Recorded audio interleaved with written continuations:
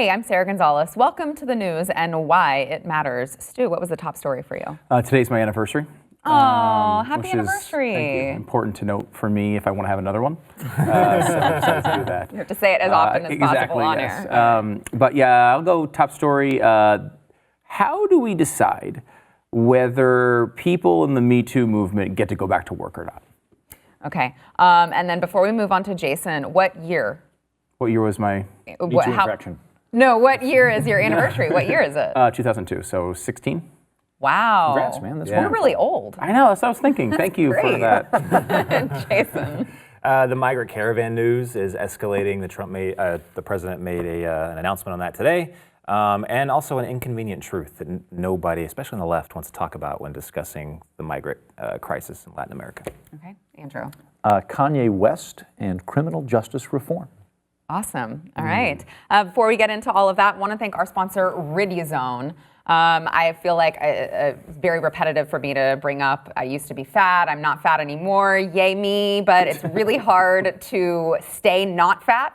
I don't know if many people know that. I've never had that problem. I'm in perfect physical condition. So I'm just now putting on weight, but I'm very spindly, so when I take my clothes off, I look like a pregnant spider, because it only comes up right here. And I'm worried that it's going to expand. So, okay, well then you should be paying attention. My posture taken care of? Yes, Okay. pay attention to this. So if you're trying to either lose weight or just maintain, Riduzone is actually, they take like the molecule in olive oil that helps boost your metabolism and help you feel full. Okay. And so it's all in this little pill. So you take it, and I take it to maintain, and it works wonders for me. You take it right like 10 minutes before you eat. And then, like I said, boost your metabolism. I feel full after I eat like a piece of lettuce, and I'm like, oh, that's too much. I'm really full. does it work on pregnant spiders, or do we know? Well, we have to find out. So Andrew will be our guinea pig. I'm going to try to slim down to a non-pregnant spider. Look like a scarecrow stumbling into the studio. And so if you do the math, it's actually like $1.39 per day to take this. Well worth the investment in your health. Go to riduzone.com and use promo code THEBLAZE to get 30% off of a 3-pack, which is a 3-month supply. For you podcast listeners, that is riduzone.com. Andrew, go there now. Stu. So the Me Too movement, we've been trying to figure out what these parameters are, and we know there's a lot of good things that have come out of it, and some that are making, I think, society in general a little uncomfortable and trying to nail down exactly what direction we're going in. One of the interesting cases I think so far since the beginning of this has been Louis C.K., comedian, of course, and a guy who admitted to some sexual misdeeds when he was called out for them. Largely speaking, they were more icky than the Harvey Weinstein type of situation. It wasn't an That's assault. the legal category. It was in the icky. You got icky and Harvey Weinstein. He's on the icky side. Yeah. He was just a freak.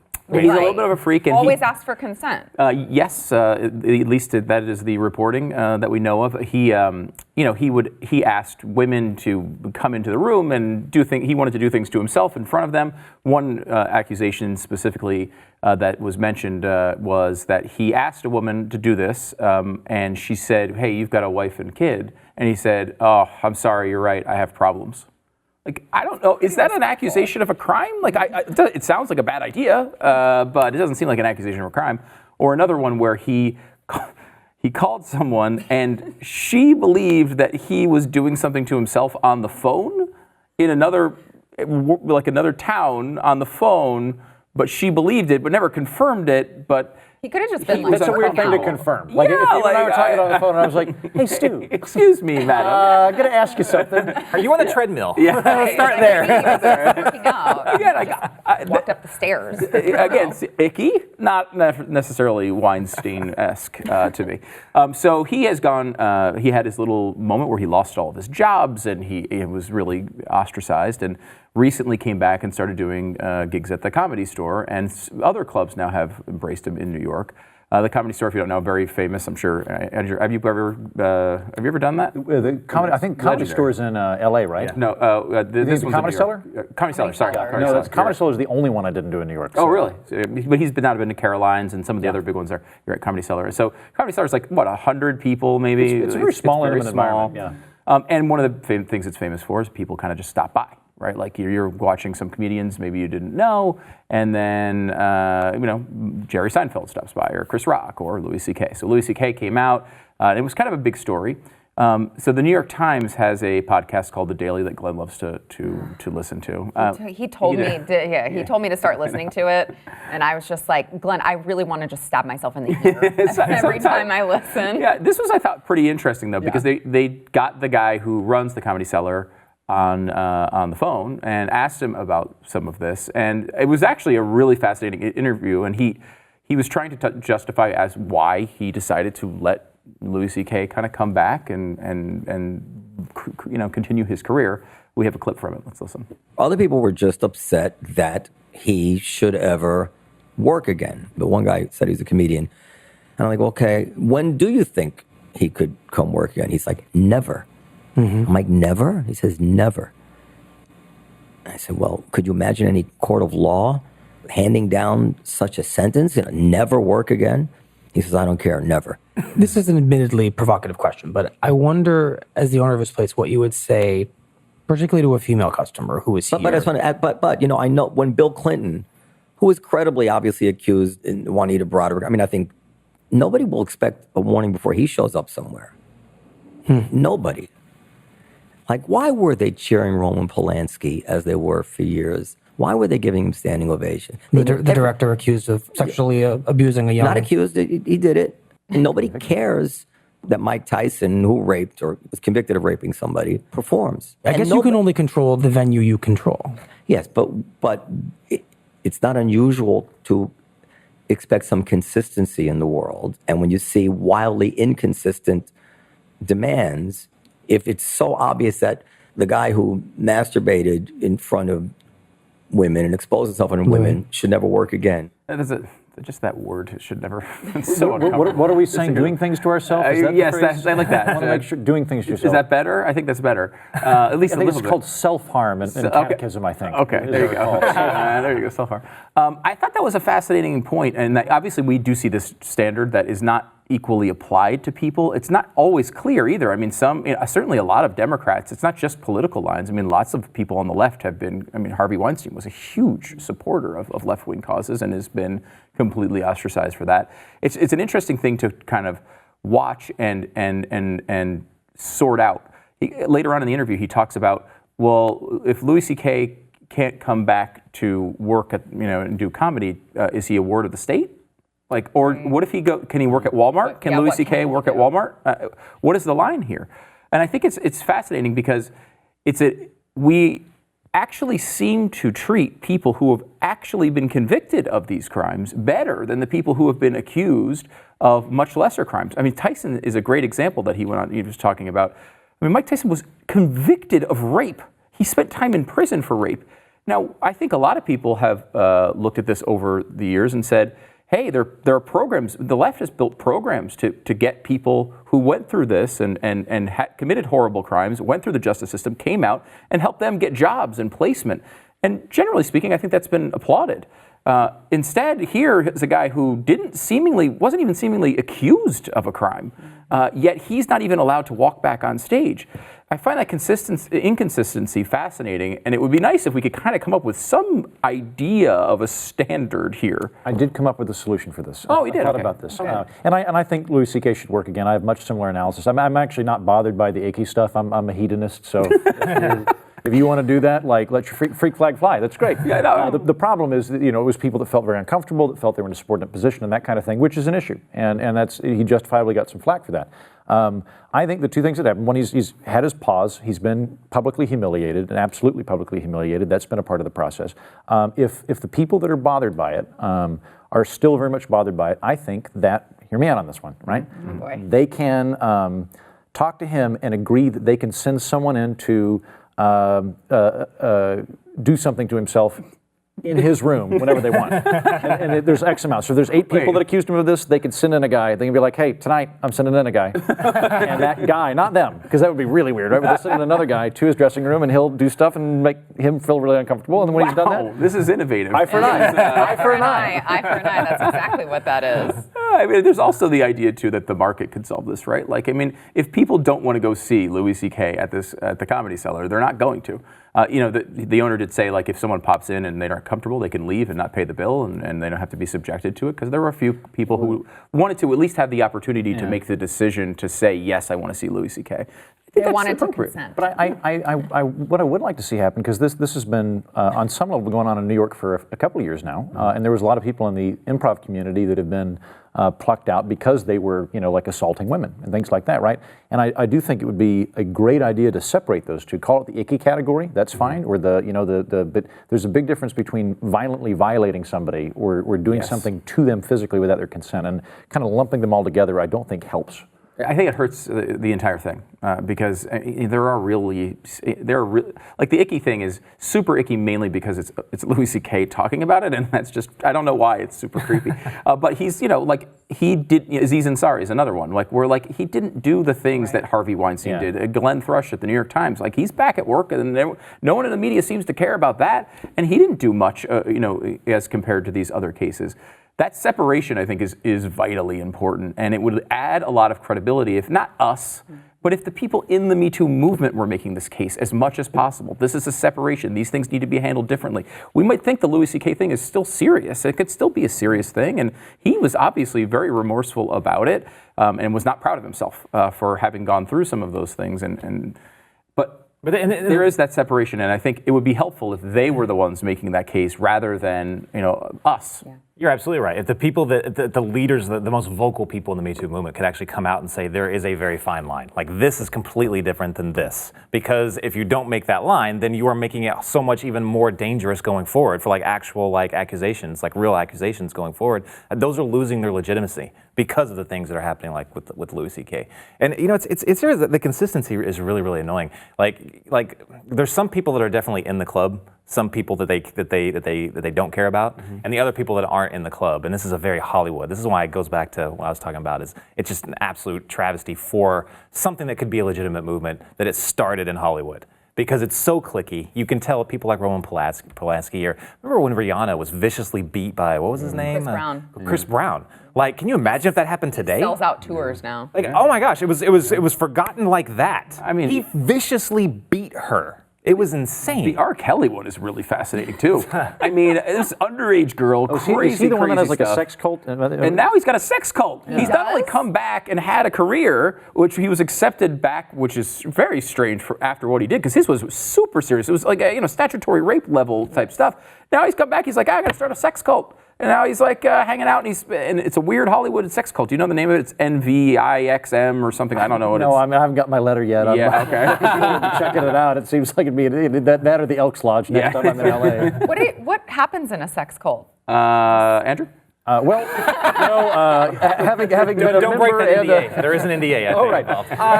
I'm just going to say this. First of all, any sex cults I've been a part of, no tax dodging at all. Zero tax evasion going on there. Just good old-fashioned, group sex at weird times. That's all that's happening. It's so bizarre. Well, and that one is a little bit under scrutiny because it's like the type of thing where there's people under psychological pressure. Yeah, literally the cult element of people that go in and get broken down mentally and can't leave. I mean, they could physically leave probably, but they're in a cult status. So it's like Scientology, but for sex. Yes. My limited understanding of R. Kelly's house is that it is Scientology with sex, yes. All right, we're going to take a break. We'll be back in a Right on that note, on the Scientology for sex note. It feels like... There was another one of those with another actress. Who was it? Allison... I think it was... Just having a very spirited discussion off air about Ed Sheeran. Yeah, I don't like him. I'm sorry. I'm officially neutral now. Wrong. I'm officially neutral now. Out of respect to you and the discussion that we had, I'm neutral on Ed Sheeran. But I was anti-Ed Sheeran, and I reserve the right to go back. It's just that if you want to be on this show again, you just have to just not say anything negative about Ed Sheeran. That's the one rule of the show. I can abide by. This was a really good negotiating tactic on my end to make that the one thing. Okay, done. All right. Before we get into lots of other discussion, I want to thank our sponsor, Brick House. All right. I had a dawn to dusk earlier because I did not get very much sleep, and I am good. It kind of helps you focus So too. good. I've Yeah. noticed when you have doing this every day, when you do Dawn to Dusk, it's from Brickhouse Nutrition, and it's a great way to kind of give you energy, especially as I was just talking to Jason about how he crashes about this time every day, and I'm like, you Yeah. gotta try Dawn to Dusk, dude. Yeah, you really really could do. use that right Yeah, now. it helps you focus. Is it like a keeps you awake. caffeine supplement, or is it? It's got I don't know all the ingredients, but Yeah. it's a great way to kind of give you a little pick me up sort of in the afternoon. But you don't get the jitters. You don't. That's the big thing, I think. yeah. with Yeah. it, So it's like coffee, but without the jitters. So, and then they also have Field of Greens. I know we've talked about that before. You men don't like eating vegetables, so it's a great way to get your nutrition and not have to actually eat the broccoli and. You don't even cauliflower know and you're all this doing stuff it. here. You're doing something healthy without knowing it. That's Yeah. the way I choose to. It's the only way I will live Yes. past 50. Throw it in a smoothie, throw it in water, throw it in milk. My son will drink it just in water. That's how good it is. But you can go to brickhouseblaze.com, use promo code GREENS to get 15% off your first order, or you can text GREENS to 41411. Jason, the migrant caravan. Migrant caravan 2.0.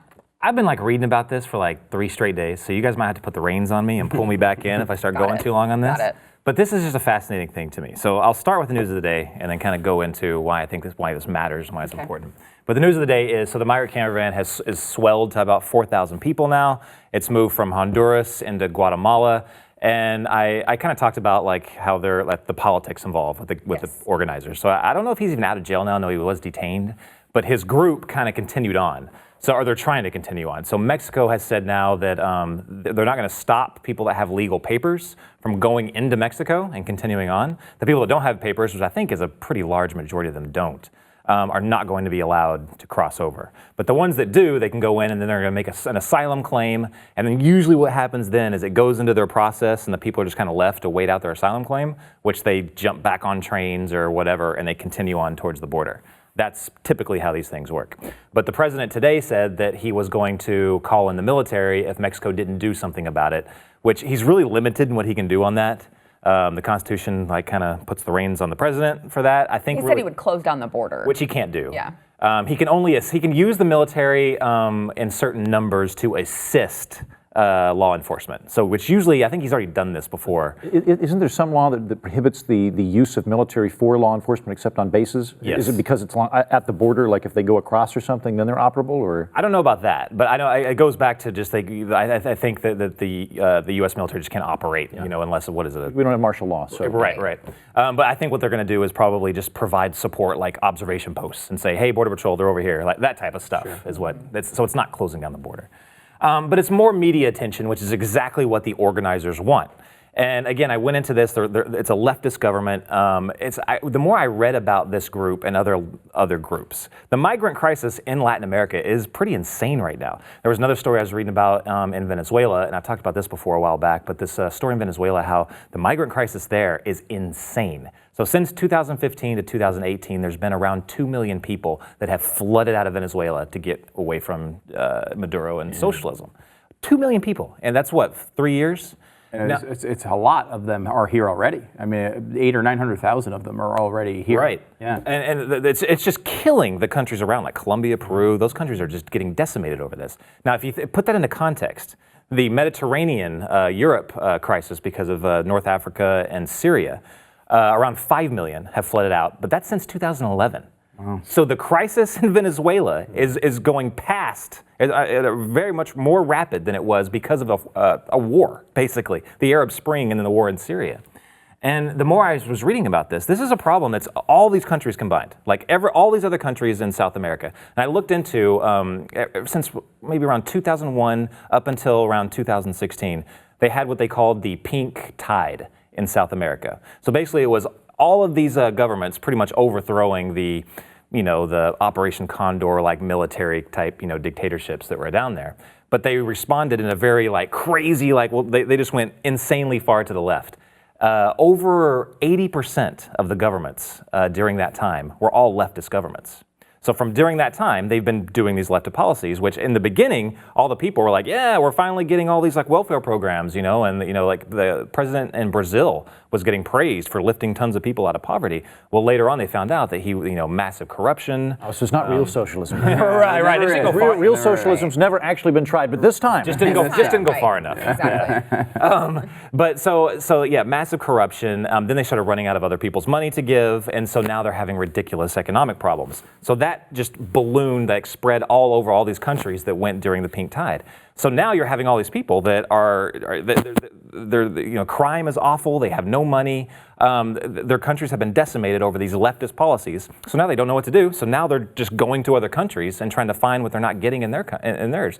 But this is something that the left never ever talks about, and I never even heard the media talk about this. But you know, nearly a decade of leftist policies is now contributing in a in a very, very big way to the migrant crisis, and the same as in Venezuela. But no one will talk about that. So anyway, just something that I was looking at, and something that people aren't looking at it through that lens.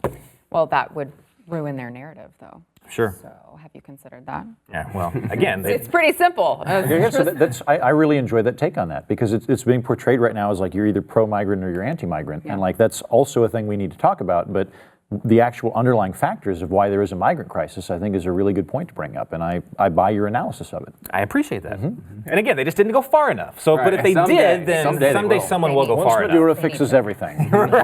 Exactly. All right, Kanye West and prison reform. Yes, so now Kanye met with the president a few days ago. Kanye West, if you're not familiar, is a rap impresario. And he met with the president. One of the things they talked about was criminal justice reform, which it would be amazing but possible if actual significant criminal justice reform happened because of the meeting of the minds between Trump and Kanye West, but it's possible.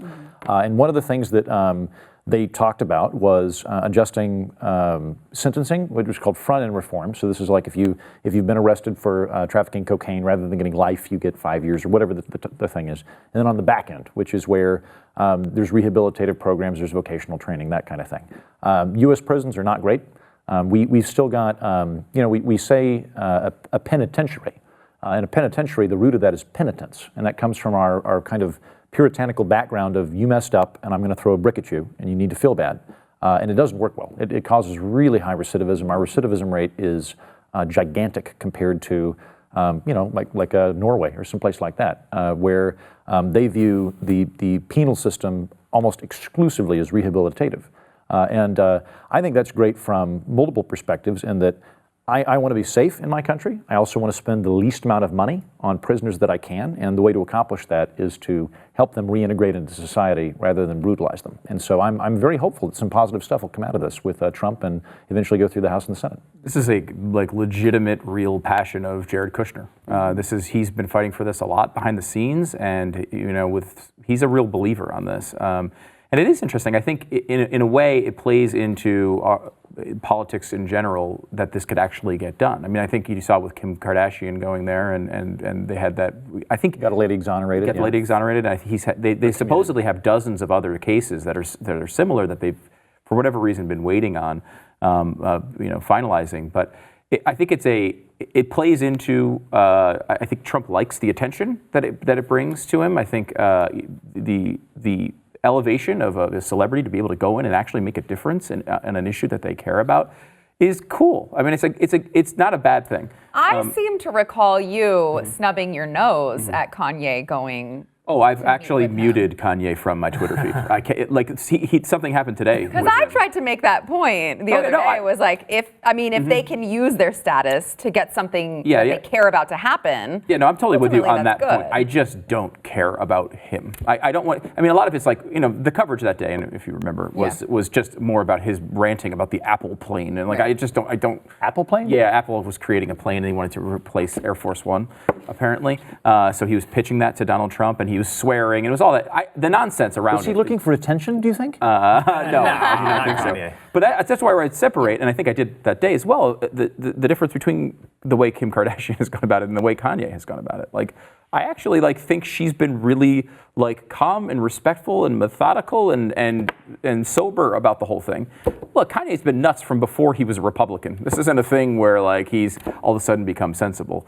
But I mean, I think generally speaking, when celebrities do this, I don't like them getting involved in these big political issues because they ruin the celebrity part for me in some ways. But again, they're totally their right. I hate to cut you off. We got to go. We can take this into overtime. Okay. Back in a minute. My favorite part of that meeting was that we did. Blaze subscribers, more coming up in overtime. Join the conversation. Go to On Demand and then click on our show, and you can find the overtime for those watching live. See you in a minute. Yeah, save my good stuff for overtime.